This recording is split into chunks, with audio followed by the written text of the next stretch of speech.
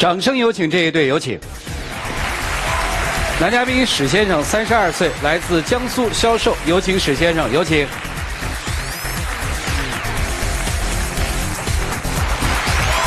女嘉宾顾女士，26岁，来自江苏职员，有请顾女士，有请。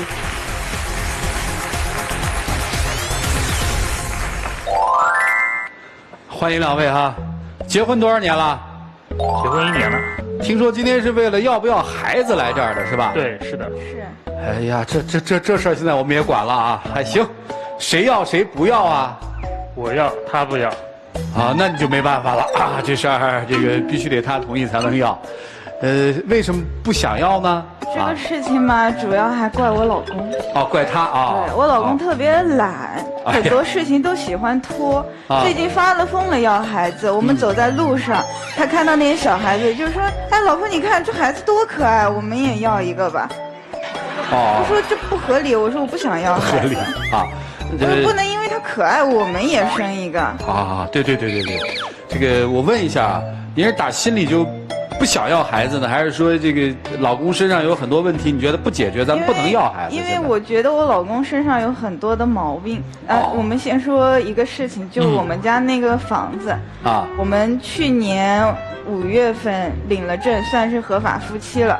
我们结婚前就已经有了房子，应该算前年过年的时候，我们就把这装修房子的事情提上了日程。然后就这个事情，我们一个房子硬装装了1年，就在去年过年的时候，我们才勉强把硬装给装完了。哦。到现在我们家具都是空着的。我老公当时装完的时候说：“哎，现在天气太冷了，咱们等稍微暖和一点，春天我们就去买家具，然后我们就可以住新房子。”我说好。然后整个春天过去了，然后之后夏天都过去了，说天气再凉快一点，咱再去买家具，我们就过年就能住进去了。你是为了散味儿是吧？对，应该是对，散味儿。对，这是一个原因，加上确实。后来工作是比较忙的，有点，哎，就是确实有点。但我们也是有周末的呀，我们周末哪怕就出个1天的时间，我们就去逛一下家具城，我觉得这不是多难的事情。然后还有一个车子，我们在好几年前，我们在认识之前，我的老公就说要去学车。然后具体是哪一年我也不知道了，反正我们认识的时候就说已经报了驾校，咱就花个2个月时间把它给考过，我们就可以买车，就可以提车去了。迟不去，到现在科目1都还没考过，那驾校我都不知道还在不在了。这为啥？一开始特别忙，去不了。一开始是去的之后，但是他每次要去的也比较早，6点钟就要到那个乘车的点。虽然是周末吧，起不来。那你就是懒呗，你晚上早点睡不就可以了吗？这都是能安排的事情。你说这忙那也忙，那晚上打游戏，你兄弟一个电话就上线了。哦，他打游戏是吧？对，那下班回来袜子一脱，吃过饭就打游戏。然后他一打游戏嘛，睡得早的话，我们11、12点就可以睡了。那要玩的开心的话，那1、2点还捞不着睡。那他打游戏你干嘛？他打游戏我可能有时候也稍微玩一会儿，但太困了我就先睡了。行，所以你觉得这个要娃肯定不现实，对吧？对啊，这也没时间啊。你说你那么忙，你又要工作又要打游戏的，哪能要娃呢？要了娃那谁带呢？打游戏这个嘛，我想就是现在年轻人都玩游戏，而且怎么讲呢？工作压力这么大，你说玩游戏也正常的，而且平时都跟一些关系比较好的哥们儿吧。你说像我，又不像有的人一下班就出去喝酒啊应酬。因为我打游戏总比干这些事情要好。那你咋不跟好的比呢？你干嘛跟那些人比呢？在我看来，性质都是一样的，没有什么好坏。你怎么突然想要娃了呢？你能告诉我吗？说实在吧，就是也是我平时玩的比较好的这帮哥们儿，最近他们都一个个的也都有了孩子，有时候跟他们一起出去玩，他们一家3口就其乐融融的那种感觉，然后但是我们嘛，虽然是小夫妻俩嘛，也是才结婚，也是很甜蜜的吧，但是总觉得就跟他们在一起就少点什么，而且怎么说呢？确实我们也到这个年纪了，而且父母最近嘛也是比较委婉的在，就是要娃的压力比较大。对对对对，就我这边压力也确实也比较大一点，而且确实我自己也想啊，你开个条件吧，怎么就给人生了？先把那房子给装修了，得给家具给买全了，行不行？如果我这会儿有了孩子，那房子还没弄好，我挺个大肚子搬东西嘛，跑来跑去嘛。是，啊。哎，你说那车吧，我们家又不是买不起，就只要你学会了，咱就去把车给提回来。我要是以后有了孩子，我先不说上不上班的问题，即使你愿意我在家里养胎或者干嘛的，那我人总要出去走动一下，你让我挤地铁打车什么的嘛。学不学？那你现在你也有驾照的，有车给你先开起来啊。那你你有驾照啊？催我这边干嘛呢？18岁考的驾照。哦，你是有驾照的啊？那你也不是不知道，我自己在老家开车，我就是开的不太好嘛。我们老家那么宽的路，我也会乱跑。你说在南京城里面出了事儿怎么办？我大着个肚子开车嘛。行，您还是别开了吧。就还有条件吗？那还有就是健身，就我健身，我个人平时是很喜欢锻炼的。我就觉得大学毕业之后大家都开始发胖，我觉得很不能忍受。然后我老公认识他的时候那还挺好的，现在就越来越胖了，就往电脑前面一坐，越坐越胖，越来越不爱动。我还之前给他办过一张包月的健身卡，那是私教课，包了1个月的私教。只要你每天去打卡，那划下来1节课也就100来块钱，特别便宜。然后我的老公就开始忙了，他又说没时间，就那么1个月几千块钱的卡，他就硬生生的就去了几次，那一下子1节课的成本就高了很多，而且锻炼效果也不行。你说你当时办了那个卡，然后你就跟我说明天去健身，有个健身课。你就把卡往我这一摔，那我觉得你既然学了我就觉得有些东西我也该对你负责嘛。你一天天长胖，然后可能冬天身体也不太好，冬天还容易感冒。我们家还养宠物，养了2只小猫。哦，你喜欢？啊，对，我谁养？你一起养的？养算一起养，但是最近我们家的猫老是喜欢半夜拉屎。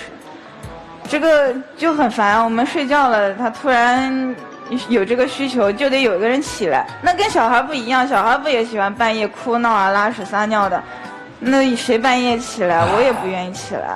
其实我也听明白了，你说他来，你跟他差不多，你们俩真是一家人啊，才进了一家门啊。那我一房子装修了，我这么天拖拖沓沓快3年了还没入住，你干嘛去了？我也上班啊。对，你看看，对吧？一张健身卡办下来了，你也没督促他呀。他早上6点钟起不来，你到5点半，你拎他耳朵踹他出去学呀。你老婆的监督作用也没起到啊。你们俩是对懒，你知道吗？这怎么生啊？其实我觉得他最主要不想生的原因是因为他下班他有个业余爱好，喜欢去跳舞。因为学跳舞的对身材有一个要求，他就觉得说，生小孩这个就身材会走形，会影响到他跳舞。那每个女人都会有这种担心的嘛？你比我大那么多岁，我当时结婚的时候，我觉得你就可以多照顾一点，或者怎样的。我觉得有一些小爱好没有什么不好的，你当时也说是支持的。是不反对你有小爱好，但是。就是怎么讲呢？因为你并不是说专业的舞蹈演员，你是以这个为生的，就平时跳跳就娱乐嘛，就不必太在意这些吧。那我觉得每个女生都会想自己身材好一些，我一直都在锻炼啊或者干嘛，我就想生完小孩之后可以好看一些。现在小孩子也会比爸爸妈妈，你知道吗？那人家去开家长会，爸爸妈妈长得不好看或者怎样，人家小孩子也自卑啊。那爸爸妈妈要真长得不好看，小朋友还不活了吗？那得整容吗？那我们有条件可以保持一下，我觉得就行，听明白了。我看今天不是来说要不要娃的，表象是要不要娃，其实内心是结婚之后好像对彼此都不是那么满意了吧，都有一些想法了吧，拿着娃出来说事儿了吧。而且我老公还不会做饭，平时都是我一个人做饭。啊，你洗碗吗？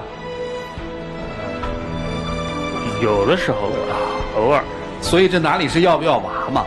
就两个娃在一起过家家呢，然后跟老师说：“老师，报告老师，我们俩想要个娃。”老师说：“你们俩先长大再说吧。”来，接下来我们一起进入新阳美容 APP 丘比特问卷。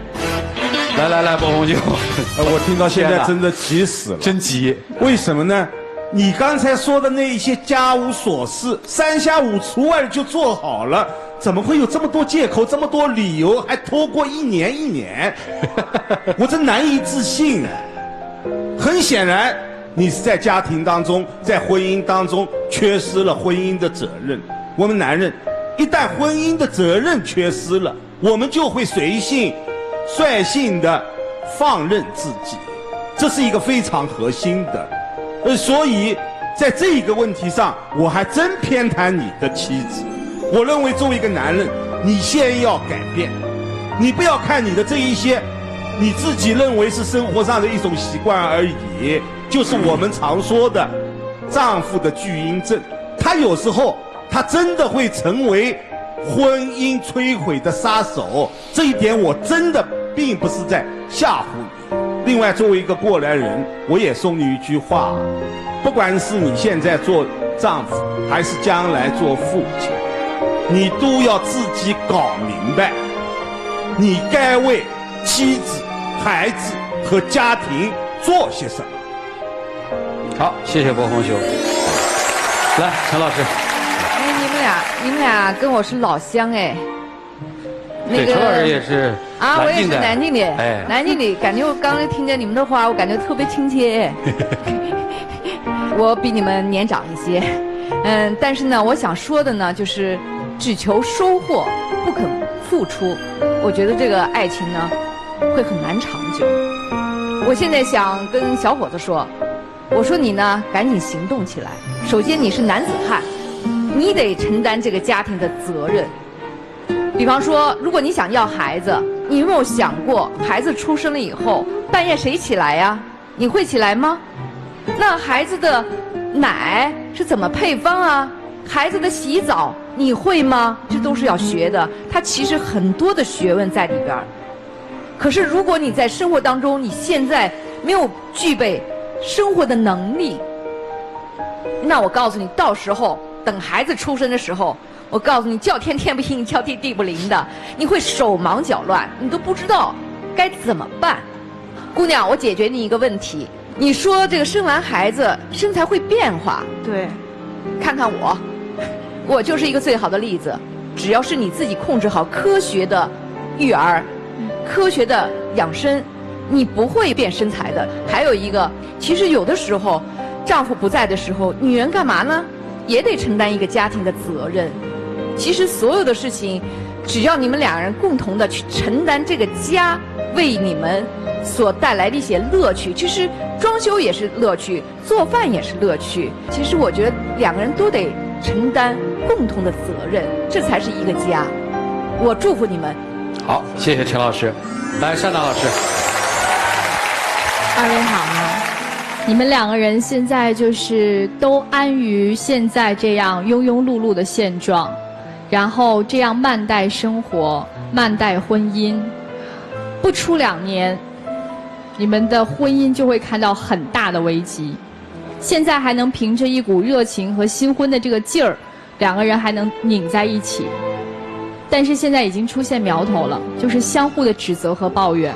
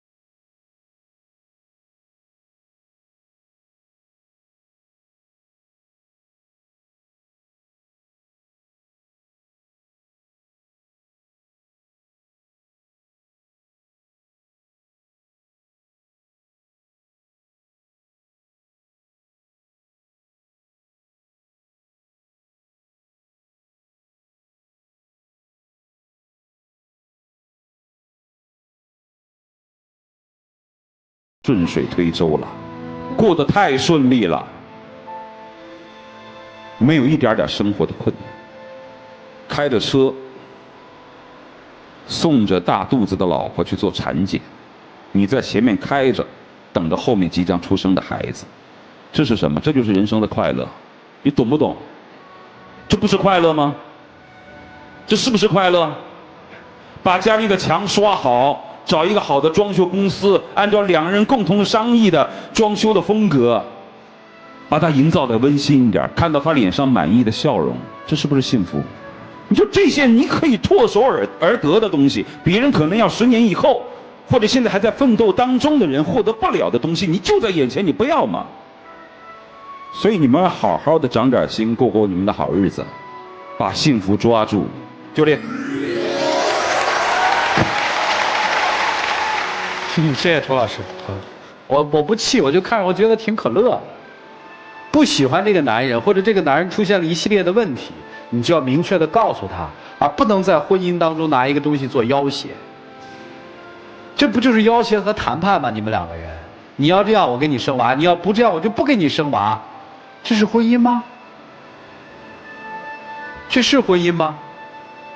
所以还是回到这个本质上来，咱们把它回到本质上来。2个小宝宝，你们先长大。有一点请记住，抓住手里的幸福，过向上的生活，珍惜眼前吧，好吧？一起进入那几天喝古方红糖真情60秒。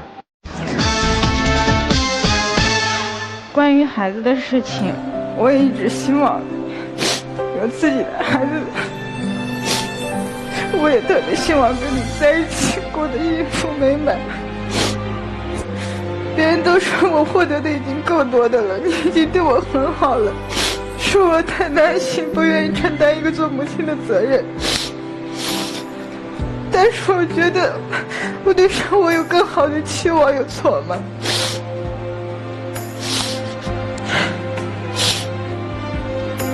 我只想把眼前有的我们可以把它做好，这样子我觉得也不亏对我们双方家里的人。很多事情我觉得都很简单，就只要我们稍微努力一下就可以了。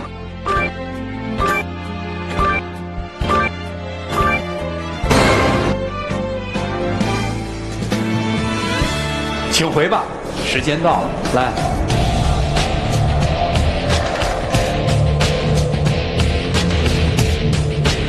来，请关门。下面我们来了解一下这对嘉宾朋友自己的选择是什么，请开门。